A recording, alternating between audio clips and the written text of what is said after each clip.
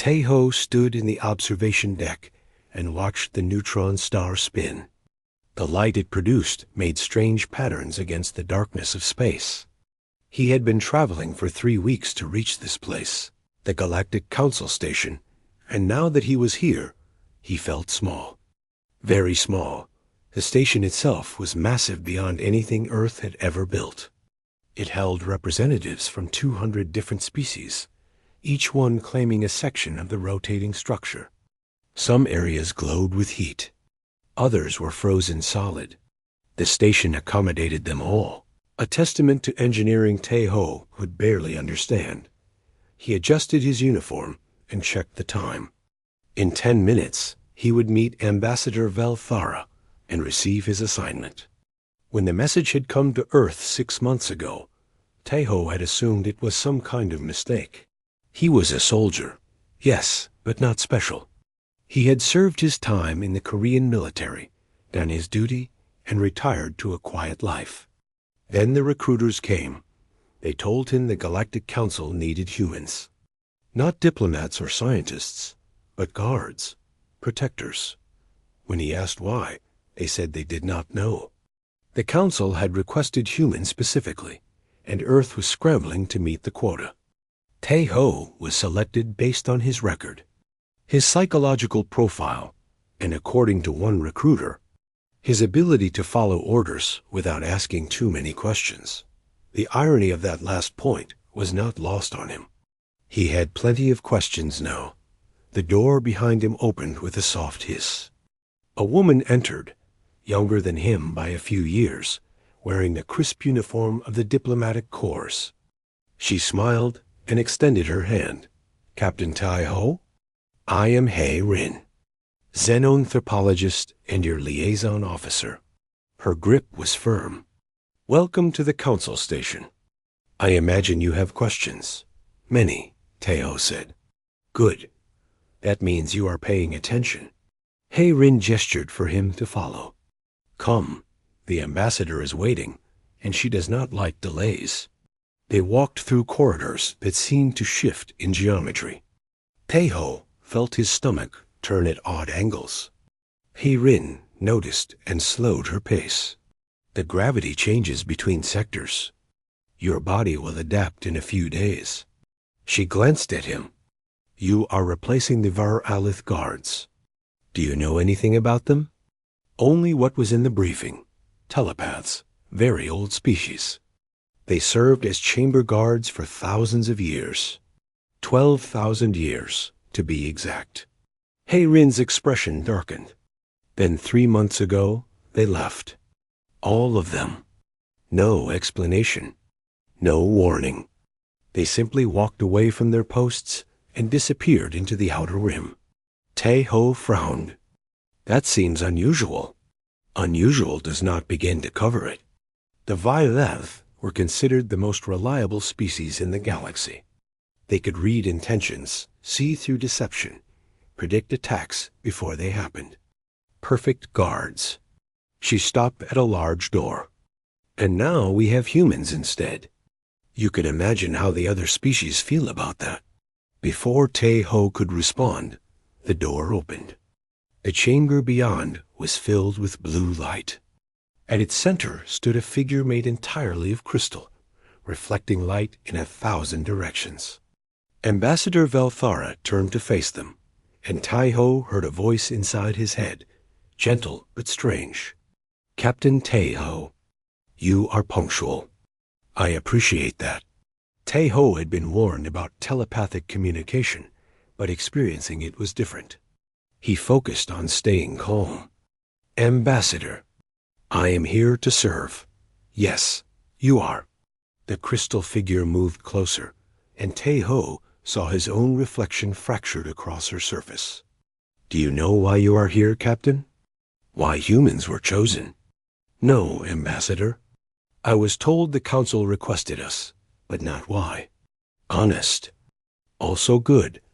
Velthara tilted her head in what might have been approval.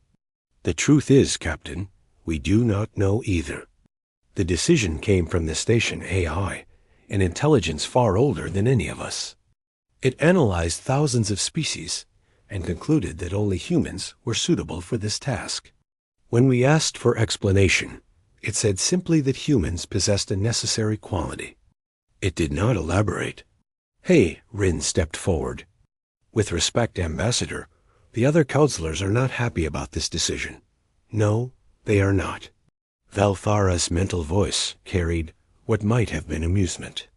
Many believe humans are too primitive, too short-lived, too lacking in special abilities. They may be correct, but the AI has never been wrong before, and we must trust its judgment. She turned back to Teo. Your duty is simple, Captain. You will guard the council chambers. You will stand at the entrance and ensure no one enters when the chambers are sealed. You will protect the sanctity of that space. Do you understand? Yes, Ambassador. I wonder if you do. The crystal figure seemed to pulse with light. The chambers are the heart of the council. Every major decision affecting the galaxy is made there. It is the most sacred space we have. And now, it is yours to protect. Teho felt the weight of those words. I will not fail. We shall see. Valthara dismissed them with a wave of crystalline hand. Hayrin will show you to your post. Your first shift begins in 1 hour. As they left the chamber, Teho noticed Hayrin was quiet. Finally, she spoke. There is something they are not telling us. Something about why the Voralith left. She looked at him. I have been investigating. The official story is that they resigned to pursue spiritual enlightenment. But I found records.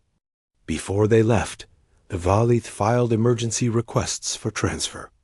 All of them. On the same day. Transfer to where? Anywhere. Anywhere but here. Hayrin stopped walking. Whatever made them leave, it frightened them. And the Valith do not frighten easily. Taiho felt a chill run down his spine. What could scare a species that can read minds and see the future? I do not know. But you are about to stand guard at the place they ran from. Hayrin resumed walking. Come, let me show you the chambers. They descended deeper into the station, passing through security checkpoints that scanned everything from his DNA to his intentions. Finally, they reached a corridor that ended in a massive door. The door was black, seamless, and seemed to absorb light rather than reflect it. These are the council chambers, Hayrin said quietly. When the council meets, the doors seal automatically. No one goes in or out until the session ends. Your job is to ensure no one tries. Teho approached the door slowly. As he got closer, he noticed something strange. The air felt different here. Heavy, thick, and there was a sound so faint he almost missed it. A pulse. Like a heartbeat. Rhythmic and steady, coming from somewhere beyond the door. Do you hear that? He asked. Hayrin looked at him strangely. Hear what? That sound. Like a pulse. Teho pressed his hand against the door. The pulse seemed to respond, growing slightly stronger. You do not hear it? No. Hayrin pulled out a scanner and ran it over the door. There is nothing registering on any frequency. Are you sure you hear something? Tuho pulled his hand back. The pulse faded, but did not disappear entirely. It was still there, just beneath everything, waiting. I am sure, he said. Hayrin made a note on her device. I will report this. It might be nothing, but with everything else happening, we cannot be too careful. She checked the time. Your shift starts in 15 minutes. I will be in the security office if you need anything. She left him alone in the corridor. Tahoe stood before the massive door and listened to the pulse that no one else could hear. He thought about the Voralith, fleeing in terror. He thought about the AI choosing humans for reasons it would not explain. And he wondered what waited on the other side of that door. 3 weeks passed, and more human guards arrived at the station. Dongwu was the first, a cheerful former Marine who smiled too much and had a memory that forgot nothing. He remembered every face, every conversation, every detail. Teho found it both impressive and slightly unsettling. "So you hear it too?" Dongwu asked on their first shared shift. They stood on opposite sides of the chamber entrance, maintaining the proper guard positions. "The pulse?" "Yes, you hear it as well?" "Every second I am here, like a heartbeat under the floor." Dongwu tilted his head. "I mentioned it to the Kalthani officer who processed my assignment. He looked at me like I was crazy, said there was no sound. Ran every scan they have. Nothing." Teho had experienced the same thing. Multiple scans, multiple species, all confirming that no sound existed. Yet he heard it. They all did. 2 more guards arrived the following week. Sumi was quiet and efficient, a woman in her 40s who had served in special operations. Jinhyu was younger, nervous, constantly checking his equipment. Both reported hearing the pulse within minutes of reaching their posts. "This is not normal," Sumi said during a briefing with Hei Rin. 4 humans, all hearing the same thing, but no instruments detected? That is not a coincidence. Hei Rin had been thinking the same thing. She brought in specialists. First came the Praxian scientists with their crystalline sensors. Then the Kelthani with their quantum scanners. Then a species called the Mothra, who could perceive 17 different dimensions. None of them found anything unusual about the chamber doors. "Perhaps it is psychological," suggested one of the Praxian scientists. "Humans are new to the Council. The pressure of the assignment may be causing auditory hallucinations." But Hei Rin did not believe that. She requested permission to bring in a human scientist, and Earth sent Yuna, a neuroscientist who specialized in sensory perception. Yuna arrived with equipment specifically designed to study human brain activity. "Tell me exactly what you hear," Yuna said to Teho as she attached sensors to his head. "A pulse. Steady rhythm. It is always there, but sometimes it gets stronger." Teho stood in his usual position. Right now, it is at normal intensity. Yuna watched her screens. "Your auditory cortex is active, but that is expected. What is interesting is this." She pointed to a cluster of readings. "You are processing a frequency that exists at the very edge of human perception. Most species have different hearing ranges. This particular frequency falls into a gap where only a few species can perceive it. So the sound is real?" "The sound is real," Yuna confirmed. "But most aliens cannot hear it because their biology filters it out. Humans can hear it because our evolutionary history included predators and prey that used similar frequencies. We developed the ability to hear these edge frequencies because it helped us survive." Hei Rin leaned over the data. "So why did the instruments not detect it?" "Because they were not calibrated for it. The aliens designed their scanners based on their own perceptual ranges. Yuna made some adjustments. Give me a moment to recalibrate." She worked for 20 minutes, adjusting frequencies and sensitivity levels. Finally, her equipment registered something. A low rhythmic pulse, exactly as the guards described. "There," Yuna said triumphantly. "Confirmed. The sound exists." But her triumph faded as she looked at the readings more carefully. "This is strange. The pulse is not coming from machinery or any technological source. It is almost organic, like something alive." Hei Rin felt a chill. Could it be a life form inside the chambers? "I do not know.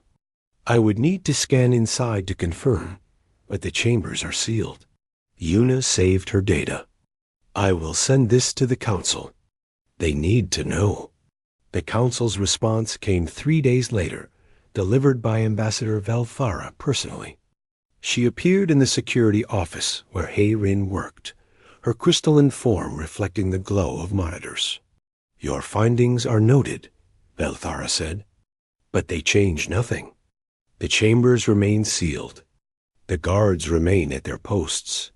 With respect, Ambassador, if there is something alive in there, there is nothing alive in the chambers. At least, nothing that should concern you. Velthara's mental voice was firm. The Council has existed for millions of years. We know what we are doing. After the ambassador left, Hayrin turned to her terminal and started digging deeper. If the Council would not provide answers, she would find them herself. She accessed historical records, working backward through centuries of data. What she found disturbed her. The Varevi were not the first guards to leave suddenly. Thousands of years before them, another species called the Centauri had served as chamber guards. They lasted 800 years before requesting immediate transfer. Before them, the Kolar served for 3,000 years and left abruptly. Before them, the Tsanai, who served for 6,000 years. The pattern repeated across 60,000 years of records. Every species that guarded the chambers eventually left in a hurry, often requesting the most distant assignments available. And each time, the official reason was different. Spiritual calling, political necessity, cultural evolution. But the underlying truth was always the same. They ran. Hayrin brought this information to Tae-ho during his night shift. The corridor was empty except for the two of them. The pulse seemed louder in the quiet. 60,000 years of guards, all following the same pattern, she said, showing him the data. Stay for a few centuries or millennia, then leave as fast as possible. The Varith lasted 12,000 years, the longest tenure in recorded history. And even they eventually fled. Tae-ho studied the records. What made them leave? That is what I cannot find. The records mention transfers, but never explain why. It is as if everyone agrees to forget. Hayrin highlighted a section. But I did find something. One of the Varealith left a message before they departed. It was buried in an old database, marked as meditation notes. She pulled up the text. It was written in Varealith script, which the translator rendered into Korean. The chambers choose, and we can no longer refuse. Tae-ho read the words twice. What does that mean? I do not know. But whatever it means, it frightened the most powerful telepaths in the galaxy enough to make them run. Before Tae-ho could respond, he felt something change. The pulse, usually steady, suddenly intensified. It grew louder, stronger, until it filled his head like thunder. He grabbed the wall for support. Tae-ho? Hayrin reached for him. What is wrong? The pulse. It is stronger. He looked at the chamber doors. They were still sealed, but he felt something beyond them. A presence. A sial. Something wants me to open the doors. Do not do it. The council is in session. No one is allowed inside. I know. Tae-ho gritted his teeth. The urge to approach the doors was overwhelming, almost physical. Every instinct screamed at him to place his hand on the seal and let himself in. But he fought it. He planted his feet and refused to move. The pulse raged in his head for what felt like hours. Then, suddenly, it faded back to normal levels. Tu-hu slumped against the wall, breathing hard. What was that? Hayrin asked. I do not know, but it wanted me to enter. He looked at her. We need to check with the other guards. I need to know if I am the only one experiencing this.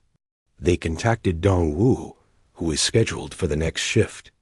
He arrived early, still wearing his sleep clothes. Did it happen to you too? He asked immediately. About an hour ago?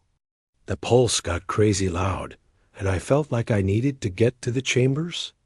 Yes, Tae-ho confirmed. Exactly like that. They called Sumi and Jinho. Both reported the same experience at the same time.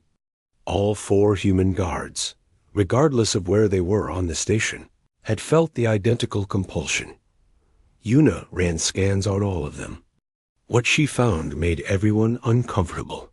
"Your brain activity during the incident shows unusual patterns," she explained, projecting images of their neural scans.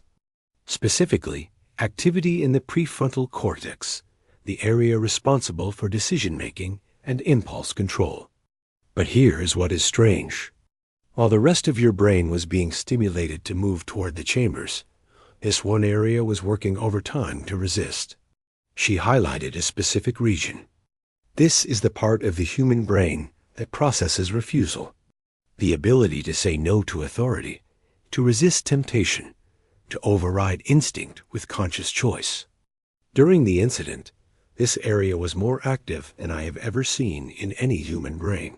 "So something was trying to make us open the doors," Taeho said. "And our brains were fighting it." "Yes, and you won." Yuna looked at each of them. "Whatever is behind those doors, it cannot force you to act. It can only suggest.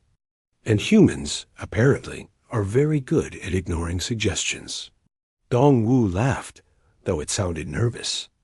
"We are stubborn. Is that why we were chosen?" No one had an answer. But as Taeho returned to his post and listened to the pulse, now back to its normal rhythm, he could not shake a growing suspicion. The Valith did not resign. They did not choose spiritual enlightenment. They ran because something behind these doors was stronger than their legendary mental powers. And somehow, humans were supposed to succeed where telepaths and precognitives had failed. He just hoped they would live long enough to understand why. 2 more humans joined the guard rotation. Sang-woo was the oldest at 52, a former priest who had left the clergy to join the space program. He moved slowly but deliberately, and his eyes held the kind of peace that came from years of meditation. Biora was the youngest at 25, a mathematician with a gift for seeing patterns in chaos. She carried a notebook everywhere and was always writing equations. The expanded guard rotation meant more coverage, but also more tension. The alien counselors were growing hostile. Ho noticed it during his shifts. They would walk past and stare at him with expressions he could not read. Some would mutter in languages the translator did not catch. Others simply radiated disapproval. The worst was Counselor Ixtor, a Kelfani with silver skin and too many joints. He made no secret of his contempt for human guards. Every time he passed the chambers, he would stop and examine Taeho as if inspecting a broken machine. "Still here," Ixtor would say. "I wonder how long that will last." Taeho never responded. His job was to guard, not to debate.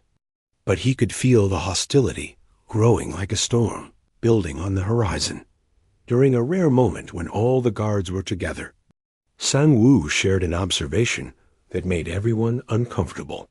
"I have been thinking about the purpose of guards," he said quietly. They were in the break room, a small space designated for human use. Usually, guards protect something valuable from external threats. "They keep intruders out." "Yes," Dongwu said. "That is our job. But what if that is not our real purpose here?" Sang-woo leaned forward. "What if we are not here to keep threats out? What if we are here to keep something in?" Silence filled the room. Sumi was the first to speak. "You think something inside the chambers is trying to escape?" "I think the Varalith did not leave because of what was outside the chambers. They left because of what was inside." Sang-woo looked at each of them. "And we need to understand what that is before it is too late." Beora had been studying the guard schedules and patrol patterns, looking for inefficiencies. What she found was more disturbing than useful. "The chamber doors have no locks," she announced during the next meeting. "I checked the technical specifications. No physical locks. No electronic seals. No security measures of any kind." "That cannot be right," Jin-ho said. They are the most important doors in the galaxy. But it is right. I confirmed it with 3 different sources. Biora showed them her notes. The doors seal automatically during council sessions, but there is nothing stopping someone from opening them manually when the council is not meeting. No locks. They have never needed them. Why would the most secure location in known space have no locks on its doors? Hei Rin asked. Because, Sang-Woo said softly, the doors were never meant to keep people out. They were meant to keep something else in. And whatever that something is, physical locks would not stop it anyway. That night, Taeho was on duty when the council AI spoke for the first time. He had been at his post for 3 hours when the lights in the corridor flickered. A voice came from everywhere and nowhere, ancient and vast. Guard Taeho. You have questions. Taeho looked around but saw no source for the voice. Who are you? I am the council AI. I have maintained this station for 1 trillion years. I do not often speak directly to individuals, but circumstances require it. Why did you choose humans as guards? Because you possess a quality that other species lack. A boundary. The AI's voice seemed to echo from the walls themselves. Other species evolved toward unity, telepathy, hive minds, collective consciousness. These abilities make them strong, but also vulnerable. Humans evolved differently. You are individuals first, unified second. You can stand alone when necessary. I do not understand. What does that have to do with guarding these doors? The test is not of strength, the AI said. It is of boundary, the ability to maintain self when pressured to dissolve. You will understand soon. The voice faded. Taeho stood alone in the corridor, more confused than before. He reported the conversation to Hei Rin, who immediately requested that the AI speak with her. The AI refused. It had said what needed to be said. 3 days later, the crisis came. The council was in session, debating a trade dispute between 2 powerful species.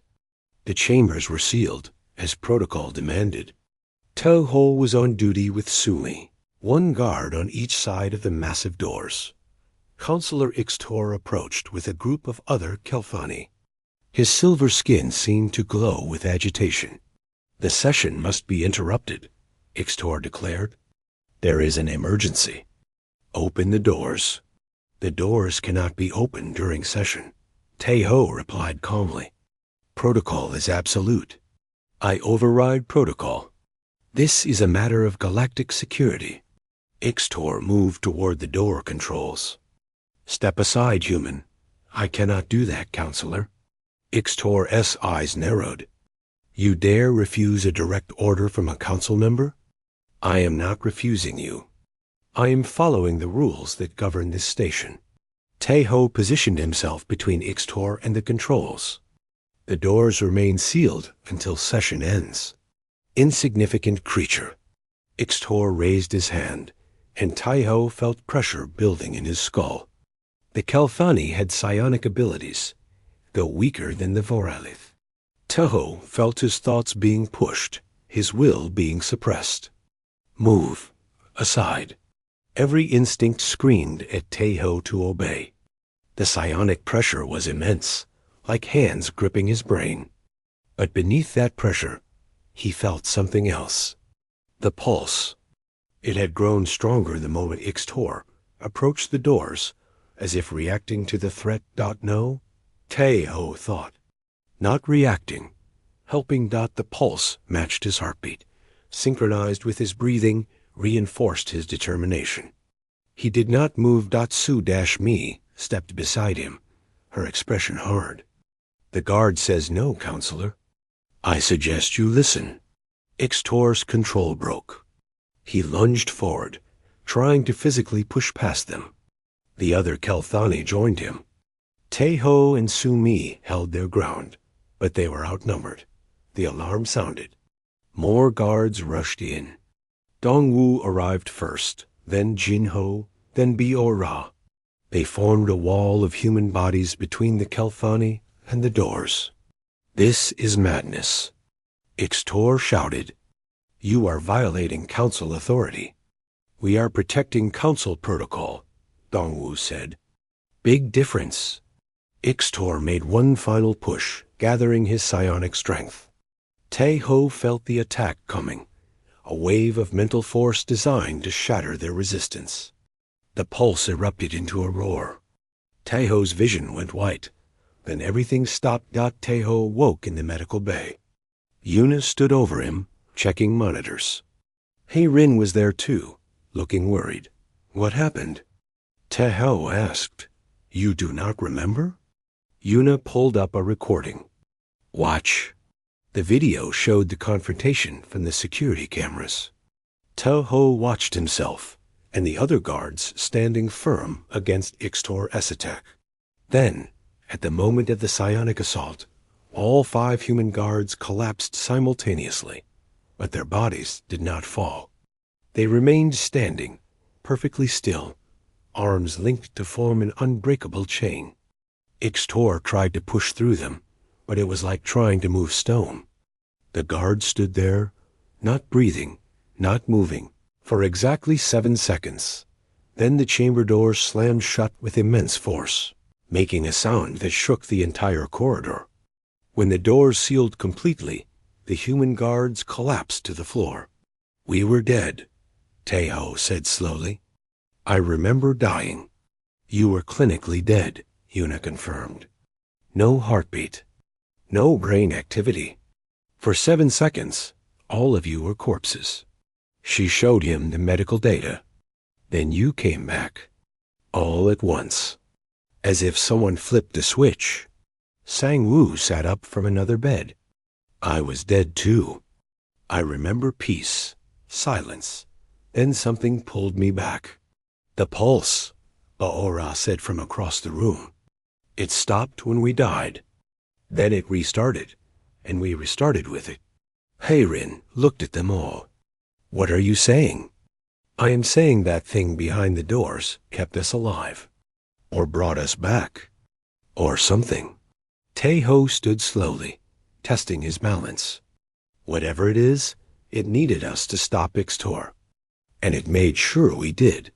"Ixtor has been removed from the station," Rin said. "The council voted unanimously. He violated sacred protocol. The punishment is exile." "What about us?" Sumi asked. "We died protecting the doors. Does the council appreciate that?" "Some do. Others are terrified. Velfara said to tell you that you have proven yourselves. The human guard program is now permanent." Rin managed a weak smile. "Congratulations. You have the job for life. Or until we run away like everyone else." Dongwu muttered dot, but Tae-Ho was not thinking about running. He was thinking about those 7 seconds of death and the presence he had felt in that darkness. Not malevolent. Not exactly. But immensely powerful and very, very old. "We need to know what is in those chambers," he said, "before this happens again." Sang-Woo nodded slowly. "Yes, but I think we need to prepare ourselves. Because I suspect the truth will be worse than we imagine." "It usually is," Sumi said. They discharged themselves from medical and returned to their posts. The pulse was waiting for them, steady and patient as always. But now Tae-Ho heard it differently. Not as a threat, but as a companion. As a force that, for reasons he did not yet understand, had chosen to keep them alive. The question was why. And more importantly, what would it ask for in return? Rin brought in specialists from Earth.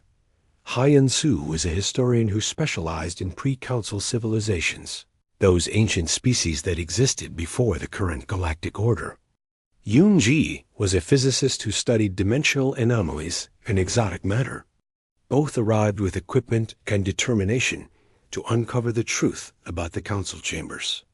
The official history says the council formed 5 million years ago. Hyun-Soo explained during his first briefing. But that is not entirely accurate. The Council formed 5 million years ago. Yes, but the station itself is much older. Much, much older. He projected an image of deep space archaeology scans. The core of this station dates back at least 50 million years. It was built by a civilization we call the Architects. We know almost nothing about them, except that they were incredibly advanced and that they disappeared completely. What happened to them? Taeho asked. No one knows. They left behind structures, but no bodies, no records, no clues. Just buildings scattered across the galaxy, all abandoned. Hyan-Su zoomed in on the council chambers. This room, specifically, is the oldest part of the station. The architects built it first, and everything else was constructed around it later. Yoon-ji added her findings. The chambers exist in a state of dimensional flux. They are here, in normal space, but also slightly out of phase with reality. My scans show that the interior of the chambers occupies more space than should be physically possible. It is bigger on the inside than the outside. Like a pocket dimension? Bus-Or asked. Similar, but more stable. And more contained. Yoon-ji pulled up complex equations that made Taeho's head hurt. Whatever is inside the chambers is being held in a kind of stasis field. The dimensional boundaries keep it locked in place. Sang-woo leaned forward. You said it, not them. You believe there is an entity inside? I believe there is something inside that the architects wanted to contain. Something powerful enough to require dimensional imprisonment. Hei-Rin had been researching old databases, diving deeper than she had before. What she found confirmed their worst fears. I accessed Viralith archives that were sealed after their departure. They left behind psychiatric records. She displayed text fragments. In their final months here, the Viralith guards reported dreams, visions, a voice that spoke to them telepathically, growing stronger each year. She read from one report. The voice calls itself the Consensus. It promises unity. It promises peace. It promises an end to conflict and suffering. All we must do is open the doors and let it join with us. Join with them? Sumi said. What does that mean? I think it means absorption. Hei-Rin pulled up more documents. The Viralith described feeling their individuality eroding.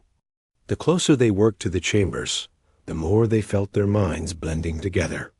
They started thinking the same thoughts, speaking in unison, losing their sense of self. And they were telepaths, Yuna said quietly. They were already connected to each other mentally. This thing exploited that connection. Hyan-Su found the final piece of the puzzle buried in architect ruins on a dead world halfway across the galaxy.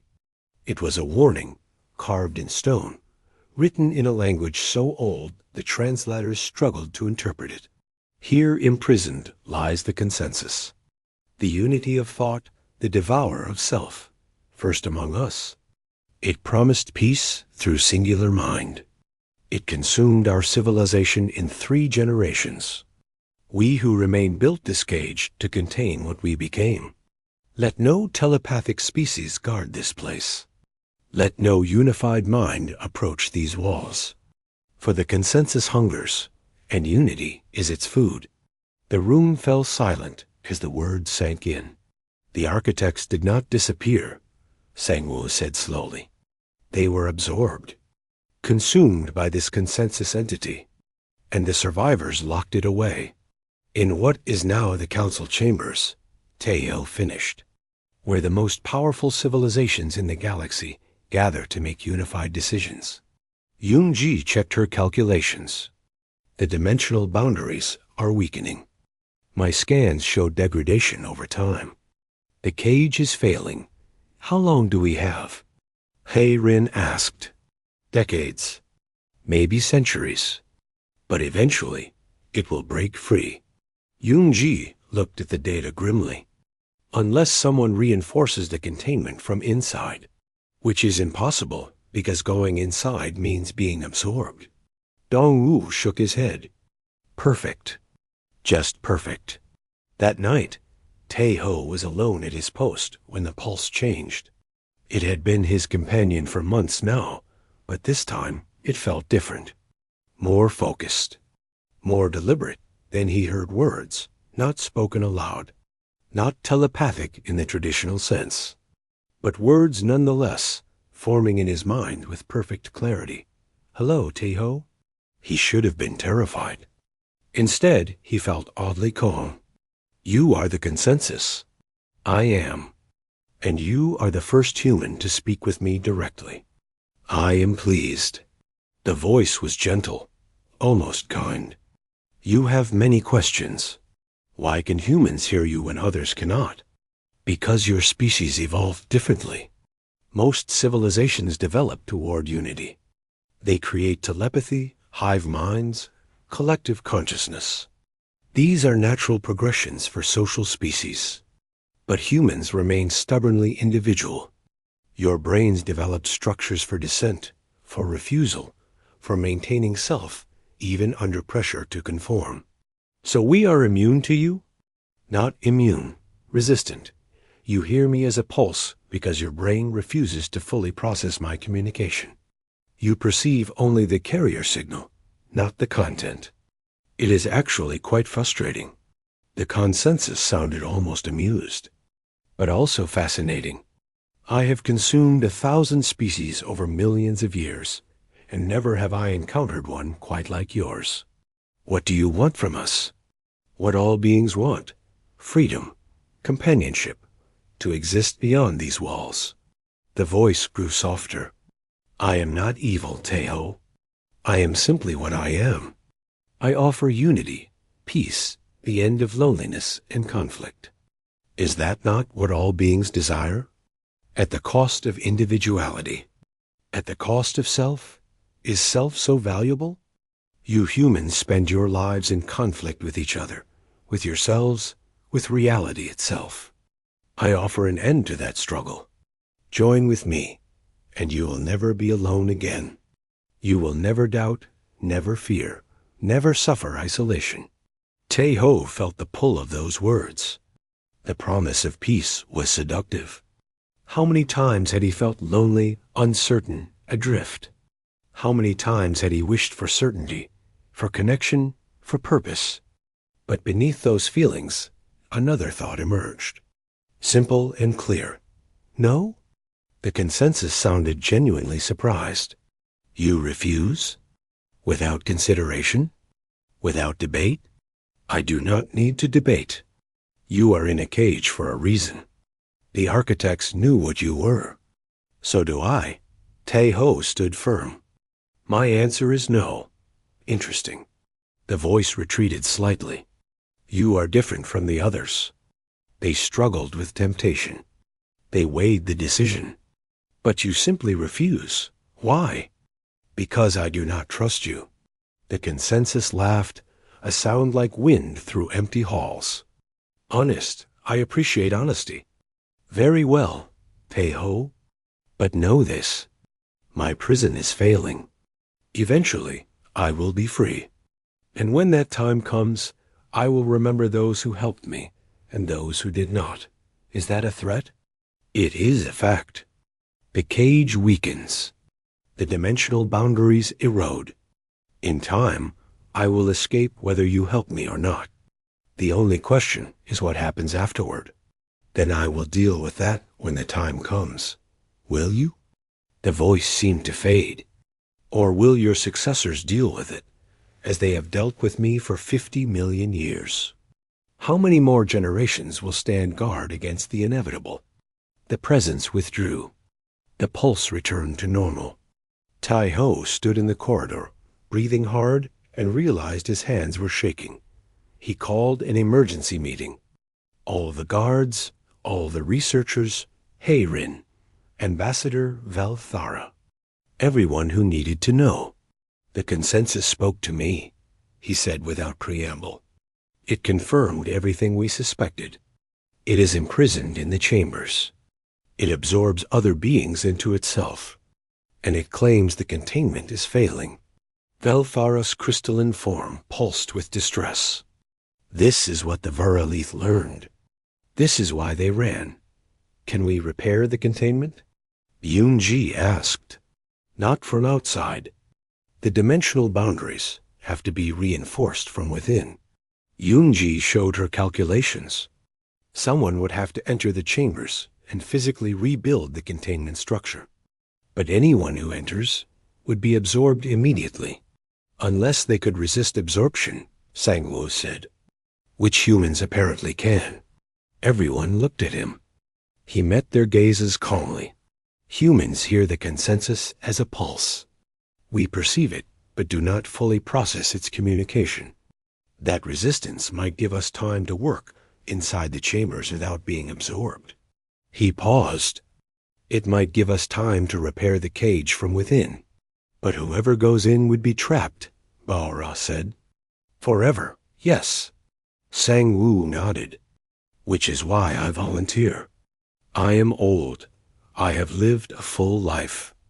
If my final act can save the galaxy, no. Taeho cut him off. We are not sacrificing anyone until we understand all our options. But even as he said it, he knew the truth. Eventually, someone would have to enter those chambers. Someone would have to face the consensus directly. And humans were the only species capable of doing so. The question was not if, but when. And who would make the sacrifice? The human guards held a private meeting in their quarters. No aliens, no researchers, just the 7 of them who stood watch over the most dangerous door in the galaxy.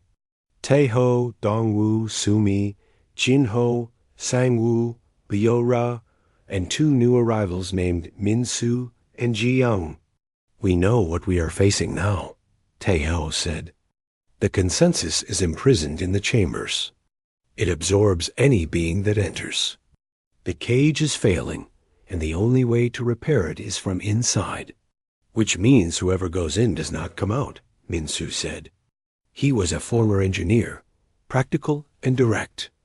We are discussing a suicide mission. A necessary one, Sangwoo replied.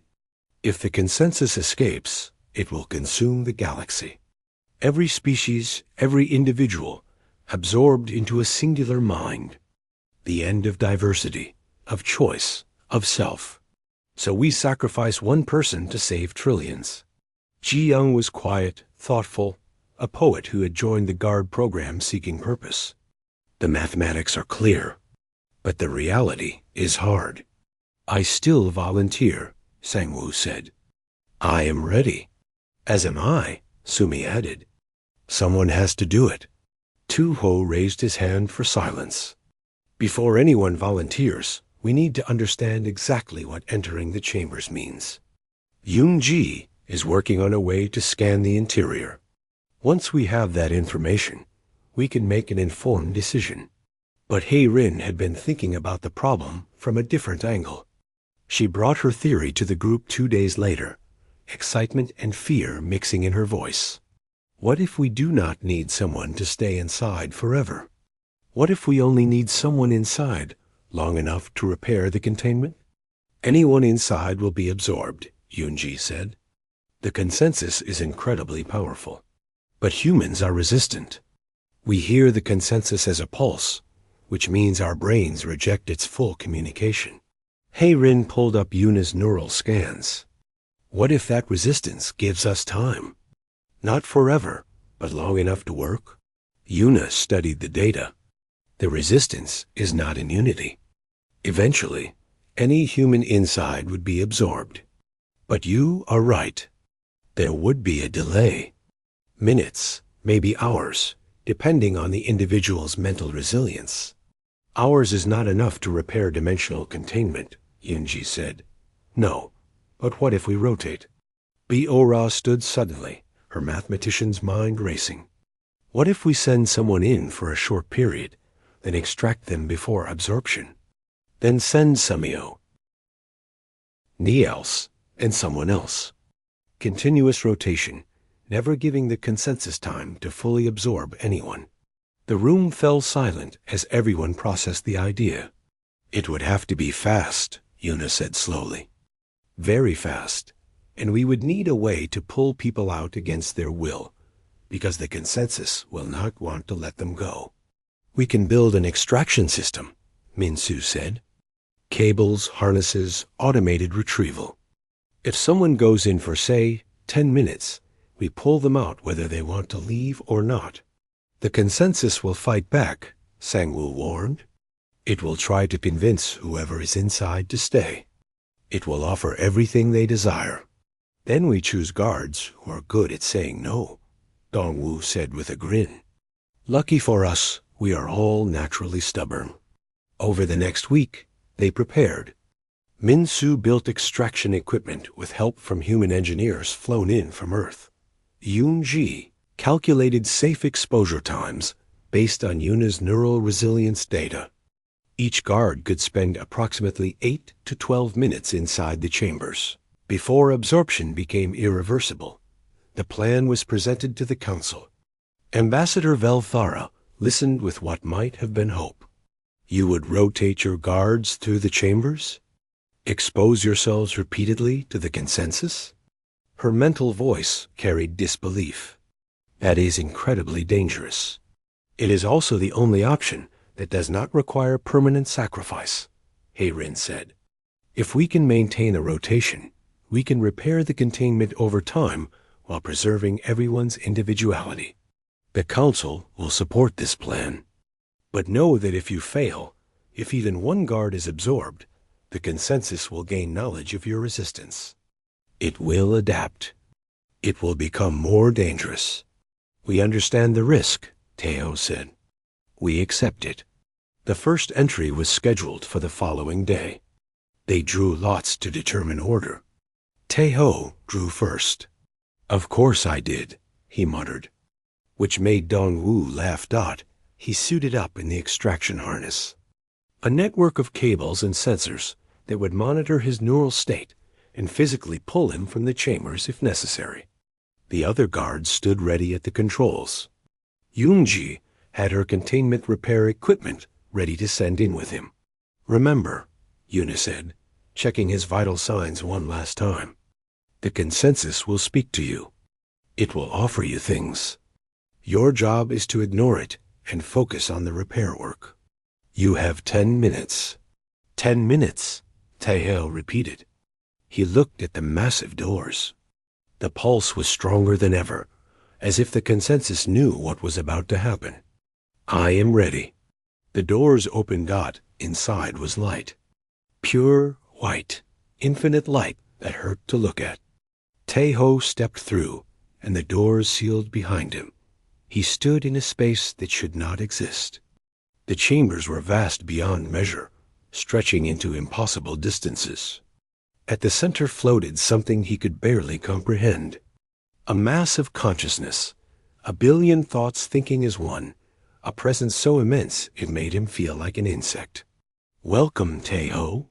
The consensus spoke, and this time the voice was not gentle. It was overwhelming, filling every part of his awareness. You are braver than I expected, or perhaps more foolish. Taeho focused on the equipment in his hands. Yoon-ji had marked the locations where the dimensional anchors needed repair. He moved toward the first point, trying to ignore the presence that surrounded him. You cannot ignore me here. In this place, I am everything.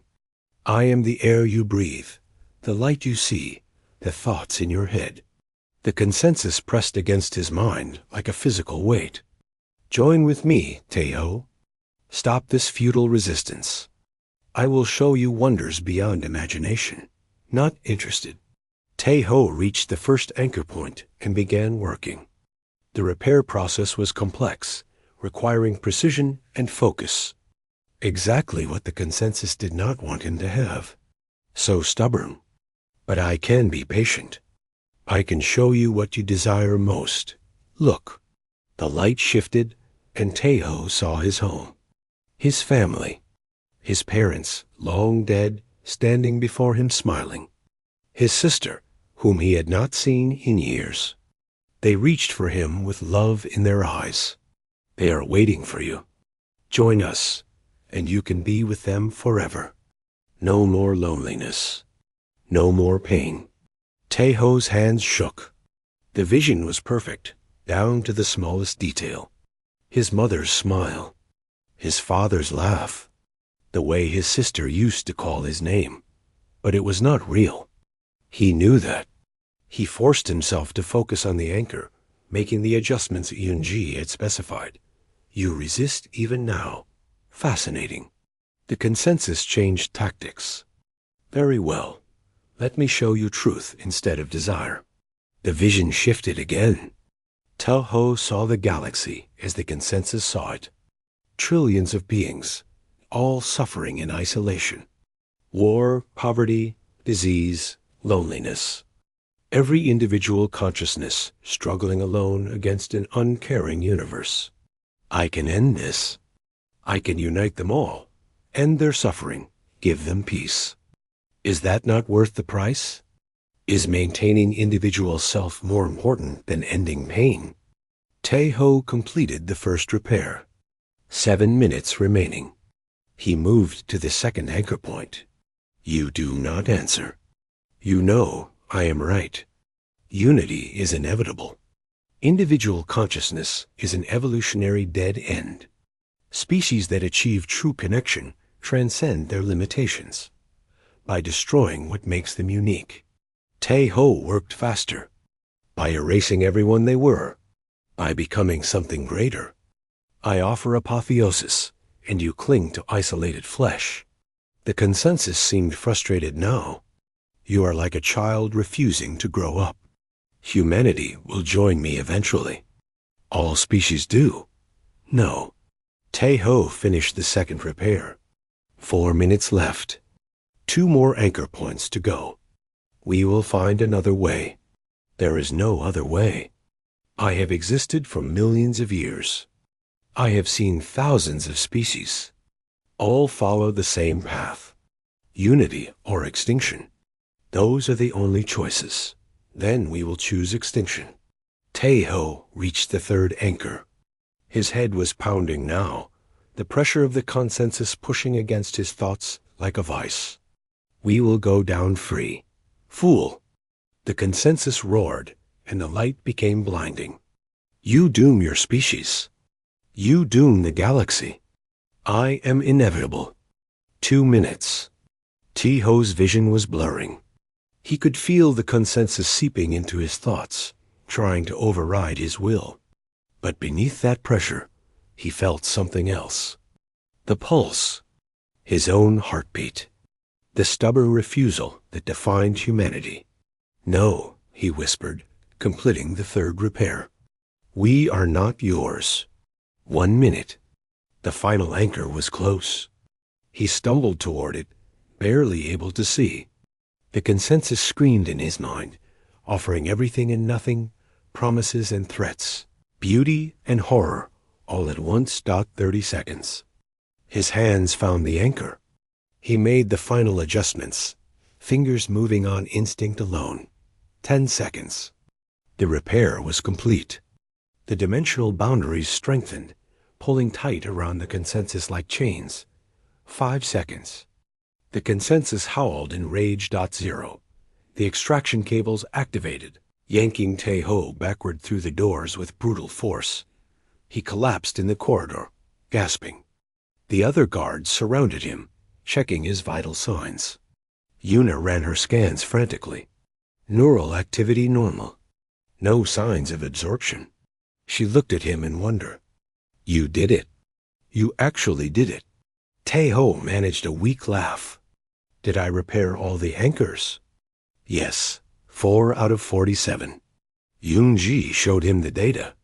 At this rate, we can complete the full restoration in about 6 weeks. 6 weeks of that. Taeho closed his eyes. Someone else goes next. And so it went. One by one, each guard entered the chambers. Each faced the consensus, resisted its call, and completed their repairs. Some resisted easily. Others struggled. But all of them succeeded, pulled from the chambers before absorption could take hold. The consensus tried different approaches with each guard. It offered Dongwu knowledge. It offered Su-Mi power. It offered Sang-Wu spiritual transcendence. It offered Bao-Ra mathematical perfection. Each guard refused in their own way. Some with anger. Some with silence. Some with sarcasm. Dongwu actually laughed at the consensus, which seemed to offend it deeply. As the weeks passed, something unexpected happened. The guards grew stronger. Each exposure built their resistance.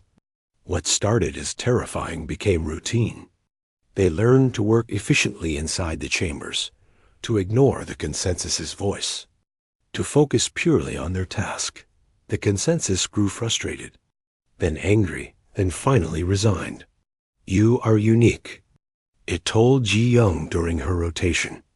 "In all my existence, I have never encountered a species like yours.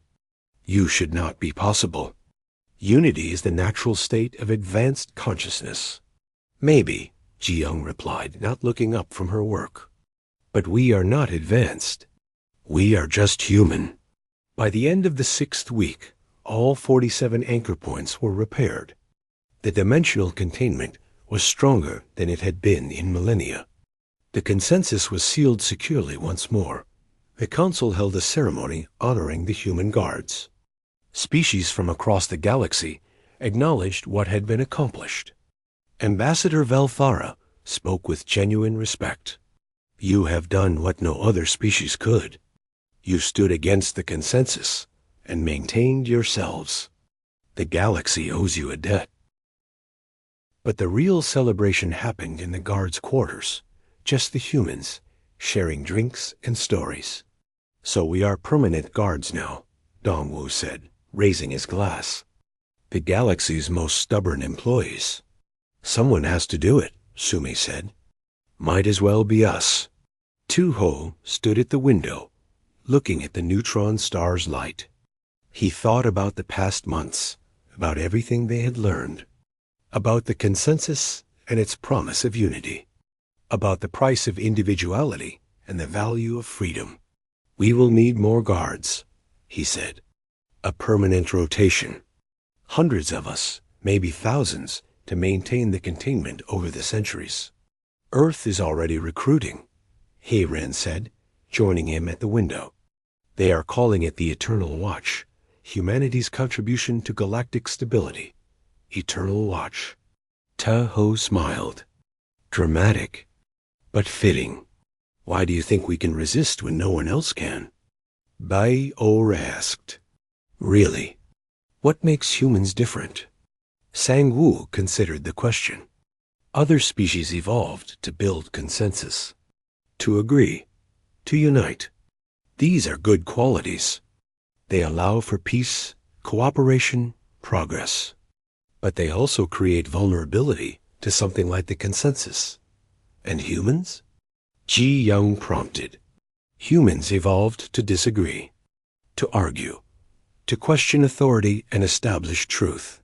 We are contrary by nature, stubborn by design. These are often seen as flaws. But here, in this place, they are our greatest strength. So we save the galaxy by being difficult?" Dongwu laughed. "I can live with that." They continued talking long into the night, but Taeho eventually returned to his post. The chamber stood before him, silent now, except for the pulse. It would always be there. That sound only humans could hear, a reminder of what waited inside, but it no longer frightened him. He understood now why they had been chosen, why the AI had requested humans despite their lack of telepathy, their limited technology, their short lives, because when every other species heard the consensus's call to unity, their instinct was to consider it, to weigh it, to debate its merits. But when humans heard that call, their instinct was simpler. Their instinct was to say no, and sometimes, Taeho thought as he began his watch, sometimes no was the most powerful word in the galaxy.